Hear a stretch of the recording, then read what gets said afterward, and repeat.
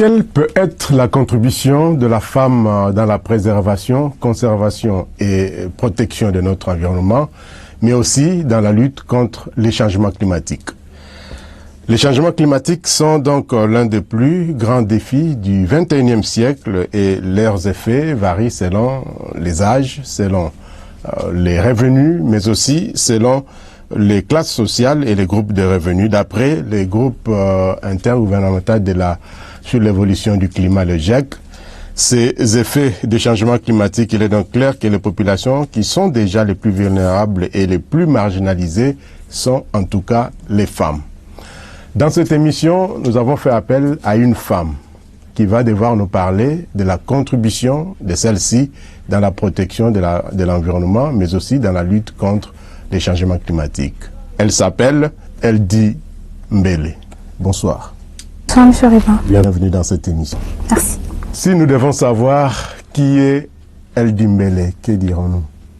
Alors, Eldy Mbele est environnementaliste, sensibilisatrice. Je suis membre de la coordination du magazine Focus Hydrocarbures, mais aussi je suis porteuse d'un projet qui s'appelle Génie au féminin, qui cadre justement dans ce thème-là pour l'accompagnement de jeunes filles, dans la prise de conscience, mais aussi pour leur contribution au fait pour lutter contre le changement climatique. Alors, lutte contre les changements climatiques, protection de notre environnement, c'est donc autour de ce thème que nous allons devoir discuter avec notre invitée Eldy Mbele. Comme vous l'avez entendu, elle est plus sensibilisatrice parce qu'aujourd'hui, notre message passe par la sensibilisation pour changer les comportements et que nous puissions, n'est-ce pas, chacun en ce qui le concerne, porter sa pierre à la protection et à la conservation de notre environnement. Contribution de la femme, ça vous dit quoi déjà? S'il faut que la femme puisse contribuer pour protéger, pour préserver l'environnement et lutter contre les changements climatiques. Alors, la contribution de la femme, c'est d'abord son apport, c'est-à-dire ce qu'elle fait pour prendre soin de son environnement. Mais avant d'abord de parler de la femme, il faudra rappeler que la protection de l'environnement est un devoir civique pour tout le monde. C'est un devoir, c'est une obligation. Même notre constitution l'oblige, c'est que tout individu, homme, femme, doit prendre soin de son environnement. Mais un accent est beaucoup plus mis sur la femme, évidemment, parce qu'elle est mère. Et la femme, elle est en contact direct, si je peux dire ça comme ça, avec la plupart des déchets que nous avons, entre autres les déchets ménagers. Donc je pense que oui, c'est aussi son devoir à elle. Donc elle a un très grand rôle à jouer dans la protection de l'environnement. Alors, on le voit ou on le voyait hier, en tout cas, les questions environnementales, c'est comme si elles n'intéressaient pas vraiment la femme. Mais aujourd'hui, est-ce qu'il y a un mouvement qui dicte quand même que la femme puisse s'intéresser aux questions environnementales? Évidemment que oui, bon, il y a du changement, hein. Je suis d'accord avec vous qu'autrement la femme n'était vraiment pas intéressée à ces questions. Même aujourd'hui, je dirais que c'est toujours un tout petit peu compliqué parce que l'on pense que protéger son environnement, c'est lié à une certaine catégorie de personnes. Alors que, comme je l'ai dit tantôt, c'est un devoir civique, c'est pour tout le monde. Aujourd'hui, avec les évolutions, oui, les femmes commencent à prendre conscience. Déjà, on le voit. Les femmes commencent à étudier même l'environnement. Il y a beaucoup plus de femmes dans les facultés d'environnement que les hommes. Ça prouve qu'il y a quand même cette prise de conscience maintenant. Alors, on l'a vu, par exemple, avec la jeune Greta Thunberg, une jeune fille, une petite fille, on peut dire même ainsi, qui mobilise des foules pour les questions environnementales. Est-ce que, s'il faut ramener ce débat au niveau de notre pays, est-ce qu'il y a des femmes, des filles qui mobilisent quand même pour les questions environnementales aujourd'hui? Oui, entre autres moi, déjà. Donc, Charité bien ordonnée. On commence par soi-même, évidemment. Il y a des organisations qui existent, j'ai vu plusieurs, surtout dans des niveaux universitaires, ce que j'encourage déjà, que ces genres d'initiatives se prennent déjà dans les universités, dans les écoles. On voit des mouvements se créer pratiquement chaque jour, des organisations non gouvernementales, et ça prouve que voilà, il y a cette prise de conscience maintenant. Alors, il faut prendre d'urgence aujourd'hui des mesures pour lutter contre les changements climatiques et leurs répercussions.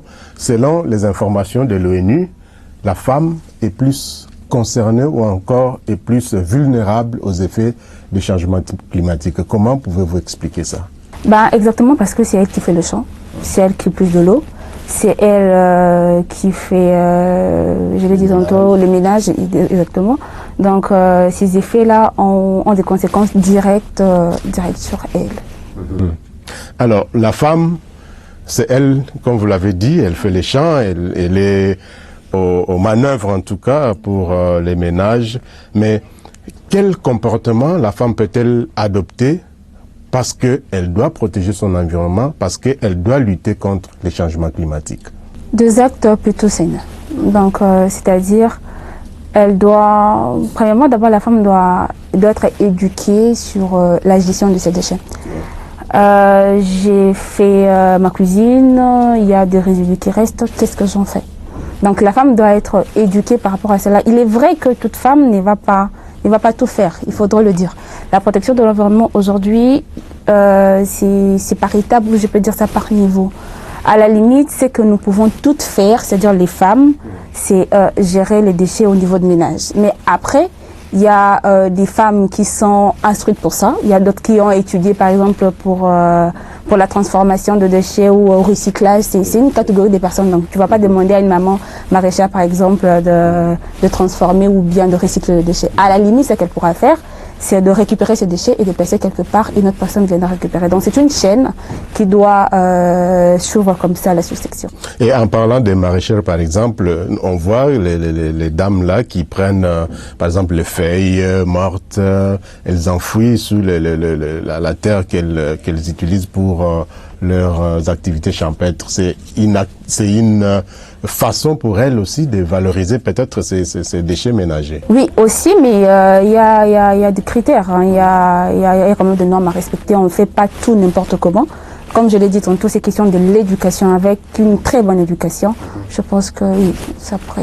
Alors comment ces femmes peuvent-elles vraiment aider à prendre ces mesures d'urgence? Parce qu'aujourd'hui, comme on l'a dit, les répercussions, les effets des changements climatiques s'attaquent plus à la femme parce que c'est elle qui est au niveau des ménages, c'est elle qui fait les champs, c'est elle. Comment maintenant cette femme peut s'approprier ces actions de lutte contre les changements climatiques, de protection de son environnement? Alors, vous n'allez pas demander à quelqu'un de faire quelque chose qu'il ne maîtrise pas. Cette femme-là doit d'abord être éduquée, je l'ai dit tantôt. C'est question de renforcement des capacités. Donc, moi, je pense qu'il faudra d'abord commencer par là. Même lorsqu'on parle de compost, on parle de toutes ces choses-là, il ne faut pas utiliser des engrais n'importe comment. Évidemment, il faut qu'on en sache quelque chose. Et ça, c'est le devoir et du gouvernement, mais aussi de toutes les organisations qui existent. Parce qu'on n'existe pas seulement pour sensibiliser. Au-delà de sensibiliser, il faudrait éduquer, il faudrait enseigner, il faudrait apprendre à ces femmes-là quelles sont les bonnes méthodes utilisées, quelles sont les quantités nécessaires, par exemple lorsqu'on parle des engrais qu'on utilise, comment l'utiliser. Alors comme on le disait même tantôt, ces femmes ont déjà des acquis traditionnels, si on peut les appeler ainsi. Oui. Alors comment il faut qu'on puisse, comme vous le dites, moderniser, mais est-ce que ces acquis dont ces femmes disposent peuvent aujourd'hui contribuer réellement à la protection de l'environnement et à la lutte contre les changements? Oui, aujourd'hui le changement climatique est causé par l'industrialisation. Je dirais que ce sont des méthodes actuelles qui ont pollué. Alors si on peut retourner quelque temps en arrière, je pense que ça ne causerait pas du mal. Seulement, il faudrait réadapter ça aux situations actuelles. Alors aujourd'hui, on voit que la femme est en train de s'impliquer, mais cette même femme, des fois, elle est un peu réticente sur les questions environnementales parce que avoir une femme comme vous sur un plateau, ça devient des fois un problème, c'est tout à fait un problème. Non, je n'ai pas l'autorisation de mon mari, j'ai des tâches ménagères, ainsi de suite. Comment cette femme peut réellement s'impliquer dans les questions environnementales aujourd'hui? Je pense qu'il faudrait par moment se détacher de certaines casquettes. Dans la prise de décision ou bien dans ce genre de débat, il faudrait apprendre à collaborer avec les médias.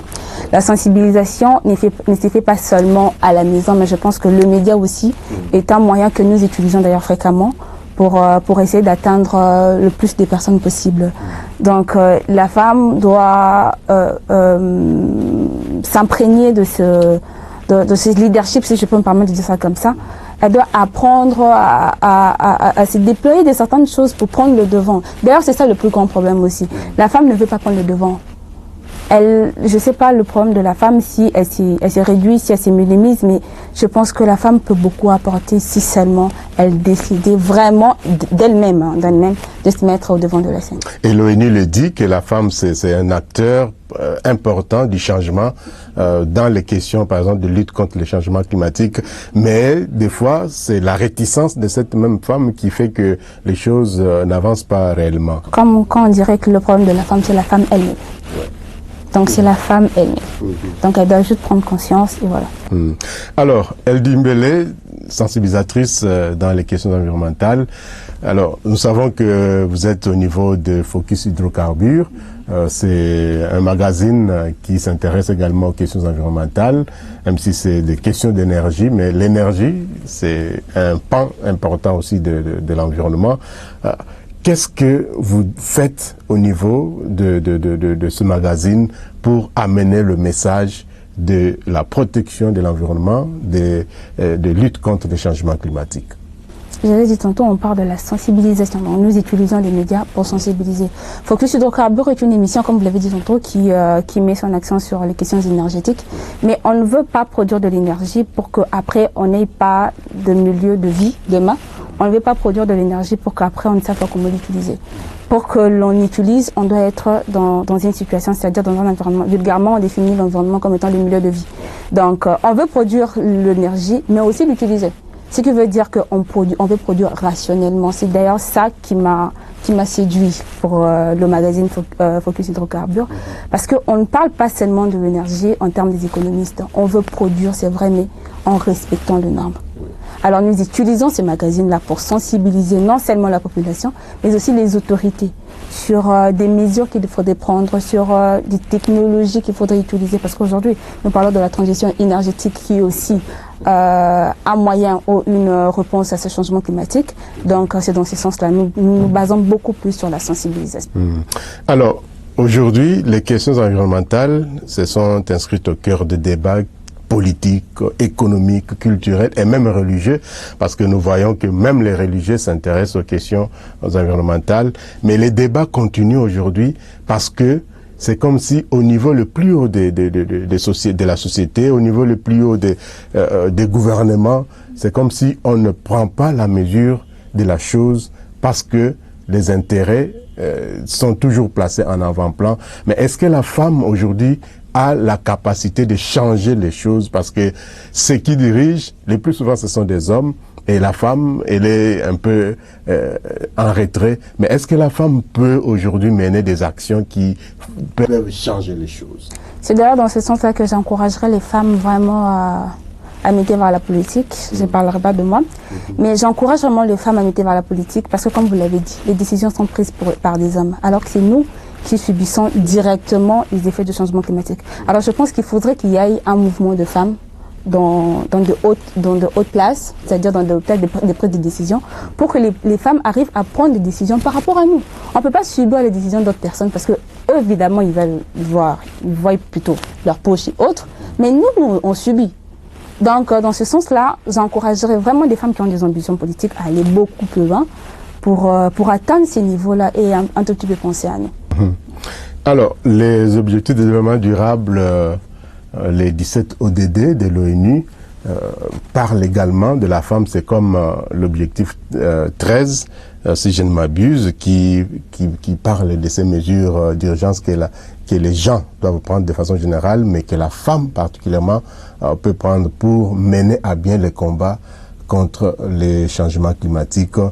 Mais aujourd'hui, nous remarquons que le monde est en train réellement de courir à sa perte parce que il y a cette situation de réchauffement climatique et comme on l'a dit tantôt, c'est la femme qui est à l'avant-plan avec les effets néfastes, mais cette même femme est en train ou peut mener des actions qui peuvent changer les choses, mais à quel niveau la femme peut intervenir, surtout en ce qui concerne par rapport à son éducation?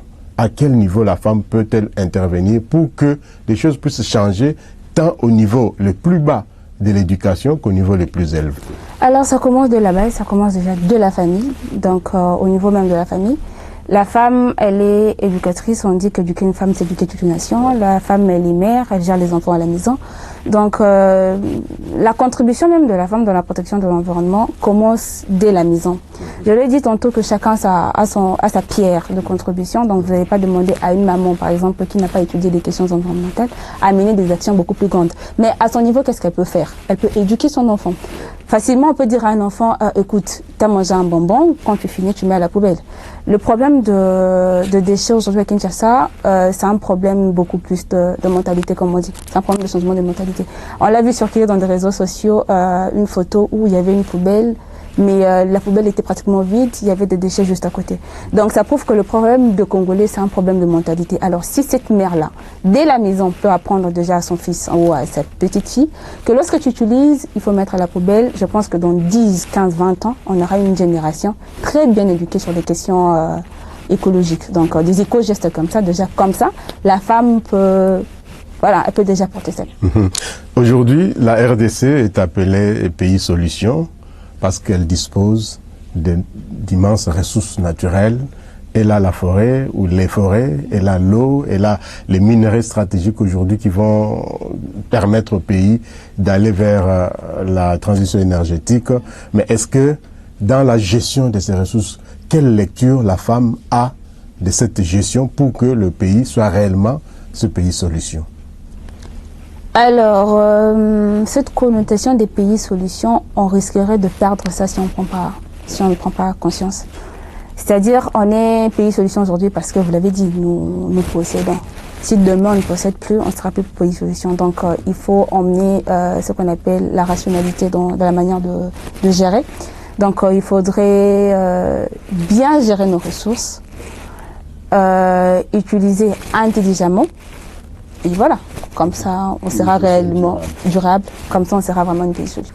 Alors, on va marquer une toute petite pause, comme nous parlons de gestion des ressources naturelles.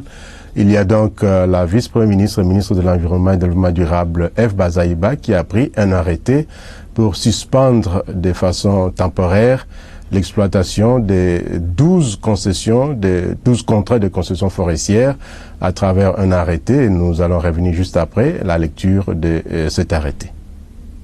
Arrêté ministériel numéro 015-VPM-MIN-EDD-TSB-PDK-02-2022 du 5 avril 2022 portant suspension des contrats des concessions forestières d'exploitation et des conservations illégalement octroyées. Considérant les conclusions du rapport d'émission relatif au contrôle de la légalité des allocations et cessions des concessions forestières et des droits dus au trésor public par les exploitants forestiers formels établis par les inspecteurs généraux des finances suivant l'ordre d'émission numéro 26-PR-PR-VBM-NMM-2020 du 14 juin 2020, considérant la nécessité de prendre des mesures conservatoires en vue de préserver les forêts congolaises dans l'intérêt des communautés. Article 1. En attendant la mise en place d'une commission mixte instituée pour examiner les concessions incriminées dans les rapports de l'Inspection générale des finances et la finalisation du processus de la revue légale en cours au ministère de l'Environnement et du Développement durable, les contrats des concessions forestières d'exploitation et conservation pour la valorisation des services environnementaux associés à un projet RED+, se trouvant dans les provinces de la Chopo, de la Mongala, de Maïndombe et de l'Équateur en République démocratique du Congo pour une superficie totale de 1 966 630 hectares conclus entre la République démocratique du Congo, représentée par le ministre de l'Environnement et du Développement durable, et les sociétés, ainsi que établissements Maniema Union 2, Congo King, FIFOR, Bombing, CFT et Kitengelola sont suspendus à titre conservatoire. Article 2. Sont abrogées toutes les dispositions antérieures contraires au présent arrêté. Article 3. Le secrétaire à l'environnement et au développement durable est chargé de l'exécution du présent arrêté qui entre en vigueur à la date de sa signature. Fait à Kinshasa le 5 avril 2022, arrêté signé Madame F. Bazaïba Massoudi. Alors, El Dimbele, nous parlions donc de cette gestion de nos ressources naturelles, RDC Pays Solutions, mais il faut, comme vous l'avez dit, que le pays puisse réellement prendre cette responsabilité pour assumer cette fonction de pays solution. Et d'ailleurs, le pays va co-organiser les travaux préparatoires de la 27e conférence des parties à la Convention cadre des Nations Unies sur le changement climatique qui va se tenir à Sharm el-Sheikh en Égypte. Mais nous avons une femme au niveau ou à la tête du ministère de l'Environnement et du Développement durable. Est-ce que c'est une fierté aussi pour les femmes? Évidemment, je l'ai dit tantôt qu'il faudrait qu'il y ait des femmes dans des places de prise de décision et pour nous c'est un bon début. Mais il ne faudrait pas que ça s'arrête à elle. Donc on prie vraiment qu'il y ait plus de femmes. Mais c'est déjà un bon début. Et c'est une dame que je respecte beaucoup. Donc chapeau bas à elle. Alors, donc chapeau bas à Madame Eve Bazaï Bamassoudi, vice-premier ministre et ministre de l'Environnement et Développement durable. On va devoir avancer dans cette émission. La contribution de la femme dans la protection, dans la préservation, la conservation de notre environnement, mais aussi et surtout dans la lutte contre les changements climatiques. Et nous avons sur ce plateau Madame Eldimbele, qui est donc sensibilisatrice, et elle est donc en train de sensibiliser les uns et les autres sur ce qu'il faut faire pour protéger notre environnement et pour lutter contre les changements climatiques. Les gestes simples, comme on les appelle. Quels sont ces petits gestes qui sauvent notre environnement et qui protègent notre milieu ambiant? Ça commence par mettre le déchet à la poubelle. Donc avant de mettre le déchet à la poubelle, il faut d'abord commencer par prendre soin de son environnement.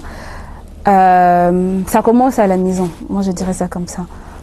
J'ai l'impression que lorsqu'on parle de la protection de l'environnement, les gens mitent dans l'espace. Prendre soin de son environnement commence par balayer sa chambre, balayer sa maison, balayer sa parcelle, à la limite curer les caniveaux qui est devant soi. C'est déjà ça, les gestes les plus simples. Après, c'est vrai, il y a maintenant la part des autorités, tout ce que vous voulez, mais en tant que la population, à la limite, c'est question de mettre chaque déchet dans une poubelle, c'est la moindre chose. C'est vraiment la moindre chose. Ok, nous avons des projets qui pullulent à travers la ville, dans le cadre de l'assainissement, de la protection de l'environnement, de gestion des déchets. Mais aujourd'hui, on dit qu'il n'y a plus de déchets, sinon les déchets nucléaires, parce que tout le reste n'est que matière première secondaire qui peut contribuer à la fabrication d'autres objets qui peuvent être utilisés. Quelle lecture faites-vous de tous ces projets que nous voyons à travers les médias qui parlent de gestion de l'environnement, gestion des déchets, valorisation, recyclage? Est-ce que aujourd'hui, Eldimbele peut avoir un projet de ce type-là? Pourquoi pas?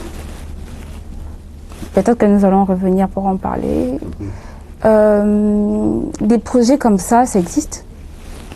On l'a vu au niveau international tant que national.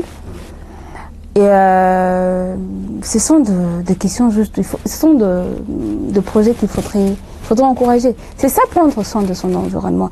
Et comme je le disais, l'éducation, c'est peut-être le rôle que peuvent jouer toutes les femmes, mais à un certain niveau, on a besoin de l'expertise, on a besoin des innovations et de la technologie. Et là, c'est cette femme-là qui a minimum fait peut-être l'université, qui a étudié peut-être les questions environnementales, qui peut prendre de telles initiatives. Et moi, je pense que c'est à encourager. Je pense que c'est vraiment encourager ce genre d'initiative. Alors, on va devoir terminer avec cette émission, la contribution de la femme dans la protection de notre environnement, mais aussi dans la lutte contre les changements climatiques. C'est vrai, on n'a pas dit ce que c'est les changements climatiques. Eldimbele va devoir d'abord expliquer à tous ceux qui vous suivent ce que c'est les changements climatiques et puis leur dire le dernier mot. Alors, de la manière la plus simple, parce que je suis sûre que nous sommes suivis par toutes les catégories des personnes, le changement climatique c'est une conséquence de la concentration de gaz à effet de serre dans l'atmosphère. Qu'est-ce qui se passe? Je vais expliquer ça très, très clairement.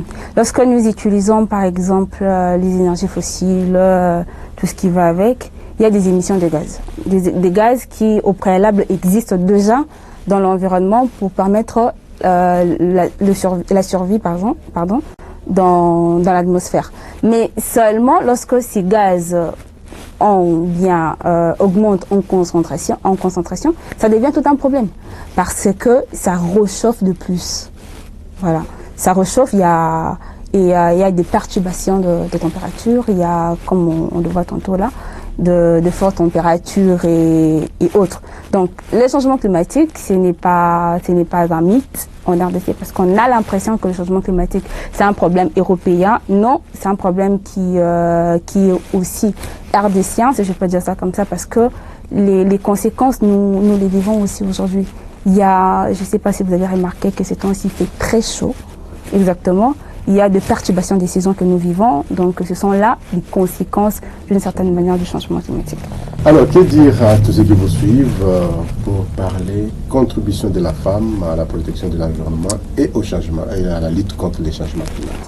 Alors, la première des choses, c'est que la femme doit savoir qu'elle a un rôle très important à jouer.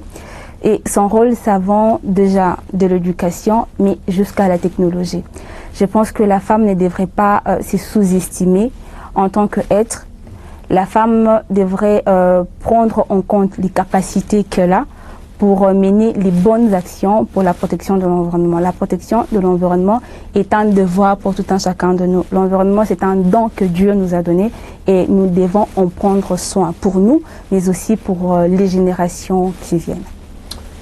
Voilà, prendre soin de l'environnement, non seulement pour nous-mêmes, mais aussi et surtout pour les générations futures. C'est aussi ça, le développement durable. Exactement. Eldin Bélé, merci. Merci à vous, M. Robin. Merci à vous, Madame, Messieurs, d'avoir suivi cette émission qui reviendra bien sûr la semaine prochaine. Et c'est la première fois que nous recevons Madame Eldin Bélé, mais ce n'est pas la dernière fois en tout cas. Nous aurons l'occasion de revenir sur d'autres questions avec elle pour sensibiliser davantage non seulement les femmes, mais aussi les hommes, pour que nous puissions vivre dans un environnement sain, où il fait beau vivre en tout cas, parce que cet environnement ne doit pas brûler, parce que s'il brûle, c'est nous tous qui allons brûler. Madame, Messieurs, une fois de plus, merci de nous avoir suivis. Merci à toute l'équipe qui a concouru à la réalisation de cette émission. Et merci enfin à notre invité, Eldin Bélé. Merci, M. Robin. Le prochain rendez-vous, c'est déjà la semaine qui suit, toujours avec le même plaisir. Prenez soin de vous, mais surtout, prenez soin de votre environnement. Au revoir et à très bientôt.